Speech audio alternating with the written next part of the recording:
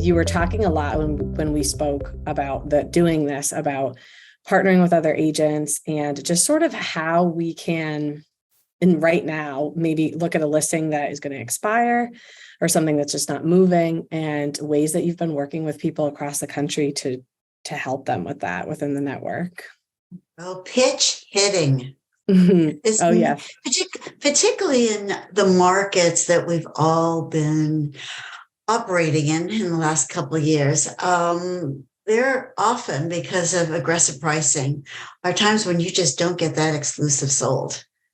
Despite your best efforts, despite the co-branding, despite the marketing, it's often the market is working against you, not to mention the pricing, and you run out the clock and you don't have it done. And you know what your clients are doing, no matter how much they adore you, and no matter how much work you've done, and no matter how many reports you've given, they're thinking about changing teams. Don't ever let that happen. Don't ever let that happen. And how is that? How do you buy more time and still get the job done? And I call it pitch hitting. Bring in someone that can bring a new value to your representation, whether that's locally, regionally, nationally, or internationally. What we've often done, and I'll give a few examples. Many of you know Thomas Wright from owns Sierra out west, and Thomas Wright has a great client in Park City, the $30 million estate that was overpriced. Thomas knew it. He told his clients many times. He weathered through two or three, an exclusion and two or three extensions, just didn't get it done. Thomas is a really smart guy, knew his exclusive was about to be up. He told his seller, who happens to be a developer who was going to be in New York, stop by and see Nikki Field. She may be able to add some value to your representation. This client had already said, I love you, Thomas. You're the best in the business. No one sells anywhere near like you do in Park City, but I'm going to have to change brands. So Thomas says, visit Nikki, or he could have said, visit anybody else in any other market. This guy just happened to be in New York. Came and I already knew about the project. And I said to my senior, Thomas has done a good job with this, but Thomas is pretty sure that no one in Park City is paying $30 million for a property that's worth 20. So Thomas has asked me if I will take over the New York marketing and message on your property. And what that will mean is we will hit all of our clients directly. We will hit all of our resources and our wealth advisors worldwide. The Thomas has advantage to, but I'm doubling down because I'm now his partner.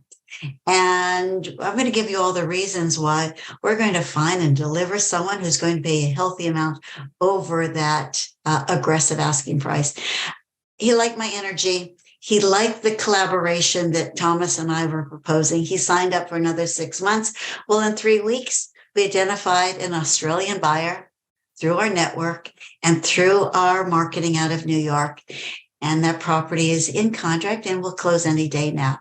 This is one of dozens of stories like that. So if you have a property and you know that there may be a feeder market to that particular structure or neighborhood or property, get your best resource in that feeder market to come in and collaborate. Give them a piece. Let them be your partner on this. Let them put money, effort, and use their resources, not just as a friendly gesture, but as a partner. Reinvigorate your energy as your representation to your seller. And it's worked every single time we've tried to do this. I have another thing that works extremely well, and I know Michael Carucci has used it in your area. Lauren Halloran has as well. When you're pitching something and you're in a big beauty contest and you're not really confident that you're going to end up being the winner, start ahead of time by bringing in a partner from another region.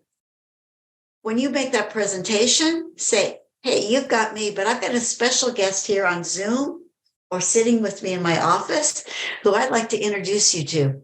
my special guest from New York, from San Diego, from London, from Chicago, wherever your feeder market, from the Cape may be, he's going to work with me, and together we're going to identify quite possibly your out of market buyer.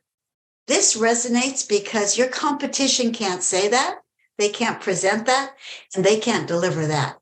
Over and over and over again, that seller will choose you because you are doubling down on their representation. It's a gift that Sotheby's gives us that more people should use. It's interesting. It's so true. And I think utilizing it's not just doing the marketing feeds, because a lot of people have access to those now, right? We go up against other brands and say, well, we market on, in these papers and things like that. And especially at that higher price point, that $30 million, not even that high, those people aren't necessarily looking. You have to find somebody in that market who's going to know who to talk to, who's going to know who to get that in front of. It's not a first-time home buyer entry point, something that you can just put in a newspaper and a million people are going to see it and say, oh yeah, I want that. It's important to engage with the network and make sure that you have your partners, because that is, and we've seen it. I've seen you do it so well that I think what I love about it is you've put a process around it versus just making those calls, and hoping, because you have a powerful tool within the network, but you really have to put a process around and utilize that. So I loved the pinch hitting. Spend money to make massive returns. It really is. Bring in a partner. Whatever the relationship is, it's worthwhile. It also initiates and instills a really healthy collaborative relationship that's always returned. I can't tell you how many times I've brought people in and a year later they're bringing me in for something. It's just, we've got a lot, an extraordinary amount of talent out there that can continue to help you, no matter how good you are, deliver even more. I love that. Can you talk to us about just what the feeder markets are for New York City and give us a little blurb on the New York City market? I would love if we could. The world. We don't have anyone that's not coming to New York, but of course we really focus on following the money. All right. We love the luxury market, as so many of you who are listening to this. If you're not in the luxury market, you want to be in the luxury market. That's the goal. That should always be the goal. Less work for more money. It is so much fun working with rich people. They're totally enjoyable. And a whole lot easier than entry level. We realize that, but we have to earn our stripes to get there. The feeder market for New York, because it is an international town, not that different from your area, because you well know how many extraordinarily international, the volume of extraordinary international people have come in. You have those universities. You have those universities draw them over and over and over again, and then they draw their families in and in. But in New York specifically, if anyone's listening here, our international market is back, and it has been back for 2 quarters right now. Our Asians are buying stealthily. We all know about the very, very high exposure Asian buying that happened between 2012 and 2016. Well, the money's still there, but it's much quieter. They're no longer exhibitionists. They want privacy, they want confidentiality, but they want the best. Indians are rising, and I know you're seeing it where you are. We're so thrilled to invite and to welcome more and more and more Indian families to our metropolitan areas. They're also following universities, and they're following jobs. They used to be our entry-level buyers for many years, but since COVID and their ability to get those funds out of India, they're now entering at mid and upper tiers. We adore and love them. Our Russians, who spend more money wildly than anybody else, as we all know, have been quiet, but we have seen signs in New York, which I know means that you'll be seeing signs near you soon that Russian money is back. Good, clean money, but people that are truly focused since COVID on diversifying their residential portfolios. What do we have now? People that are buying not just the resort home, the weekend home, and possibly the home for their children. That was what they all did. The rich people bought those three. Okay. They had their own home and those other three. Now, wealthy and nouveau wealthy are realizing that building a residential portfolio, regardless of their use, is an essential part of diversifying their financial stability. So we work very, very, very hard on being portfolio advisors. And I'll just drop this in for anyone who doesn't do it or doesn't know about it. If you have a client that gravitates to enjoying buying real estate or is open to understanding, particularly in these volatile economic markets, the value of diversification in real estate, you need to manage their entire portfolio. And that means not just in your local area. You need to find out where they own, where they are thinking about owning, or where they should buy would be in their best interest. And it's a very, very easy formula. You ask your client to tell you about everything they own. And I'll give you just an example of how the pushback you're going to get. My very first client I did this with, who had bought and sold 7 units with me in New York. And I knew from our conversations that he owned worldwide units. And I said to Michael, I said, I want to know your entire directory and inventory of residential ownership. He said, why is that? And I said, because I want to keep an ear and an eye on that market. And he said, what your clients would probably say, I'm never cheating on you in New York, Nikki. I'll only use you, but I've got equally talented people in Paris and Munich, in LA, in Miami, and Sao Paulo. I'm really happy with my coverage. And I said, I would expect nothing less of you. I know the caliber of advisors you work with. I said, but I have a very deep and very extensive network worldwide. I just like to know where you are or where you're thinking about going. And if I could offer you, without any fee, some information on that market, I'm going to do that. So he somewhat begrudgingly said, okay, and he gave me the whole list. He had 14. What did I do? I called 14 people in 14 different places in the world and said, keep an eye on this. It's a warm referral. I didn't even have to give them the name of my client, but I just, my guy owns here. Keep an eye on it. If there's anything interesting happening in the neighborhood, in his building, in your market, feed it to me. I want to keep tapping him to letting him know that I have the source in his market with information that he doesn't have. They don't mind at all. Hey, Nikki, here's what's happening. By the way, our transfer prices are up 7%. This could be the time for your guy to sell. That kind of thing, I feed my client where it's appropriate. Don't make them crazy with the information. Soon they start actually accepting the fact that you know more about Paris than they've been hearing from their Paris broker. So this guy, Michael, happened to own something in Monaco. And when he told me about it, I said, oh my God, you own in that building? And he said, yeah, my favorite place. I don't care about the market. You don't have to tell me anything about it. I'm owning it forever. I said, okay. I told our guy in Monaco about this property. 4 months later, after I told him about this soft introduction, our representative in Monaco called me and said, Nikki, you know your guy in this building? Do you think you'd have any interest in buying the penthouse? I don't know.